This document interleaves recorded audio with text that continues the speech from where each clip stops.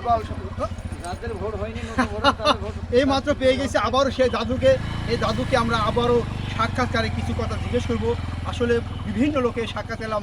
দাদা, আপনি কেমন আছেন? আলহামদুলিল্লাহ, আল্লাহ পাক আমাকে ভালো রাখছে। আপনি কেমন আছেন? আমি তো দাদা ভুলভাল সংবাদ নিয়ে সবসময়ই ভালো থাকি। তবে দাদা, আপনার আসলে আপনি তো বুড়ো হয়ে গিয়েছেন, আপনার ভবিষ্যৎ পরিকল্পনা কি দাদা? আমার ভবিষ্যৎ পরিকল্পনা,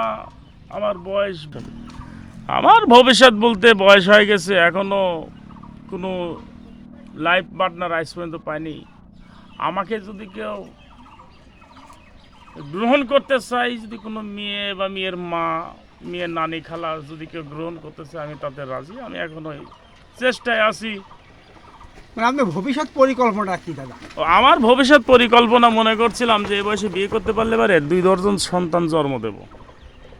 তো সেটা তো আমার কপালে জুটলো না। তবে আপনার কি মেশিনে কি কোনো দুর্বল আছে? মেশিনে দুর্বল থাকলে কি কখনো 2 সন্তান জন্ম দেওয়ার কথা বলতে পারে বল ভাই? তার মানে বলতে চাচ্ছেন আপনার মেশিন ঠিকই আছে। আপনার মেশিনটা কি চায়না না জাপান? Europe, America. তার মানে আপনি যে এখন বিয়ে করেন, আমরা তো মনে করছিলাম আপনার মনে হয় মেশিন যন্ত্রপাতি মনে হয় চায়না। তবে আমরা জানতে পারলাম এনার মেশিনটা হচ্ছে জাপানি। তবে আপনার ভবিষ্যৎ পরিকল্পনা? ভবিষ্যৎ পরিকল্পনা মানে ওই যে বিদেশি একটা লোক দেখেননি যে 200 কতগুলো মেয়ে ছেলে বিয়ে করি, তার সদস্য 252 জনা। তা আমি এরকম প্রস্তুতি নেওয়ার জন্য চেষ্টা আছি। মুজাদি পারবো না, আমি কি প্রশ্ন করছি, আশা কি প্রশ্ন দিচ্ছি সরলাম তোমার বলছি ভবিষ্যৎ পরিকল্পনা কি সবাই কথা বল।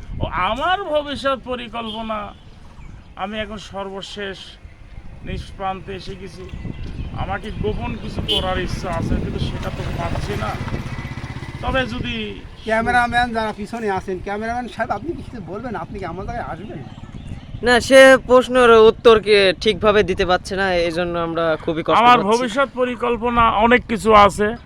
আমার মাগি সৌদা, বুঝতে পারছি ভবিষ্যৎ পরিকল্পনা মাগি সৌদা ওই আর কি, মানে বলেই ফেললেন, আমি আর কি বলবো ওই ভাষায়। তাহলে আপনার ভাষাটা আছে সে বলে দিয়েছে, মানে এটা আপনার মনের খবর, তাই তো? মনের খবর।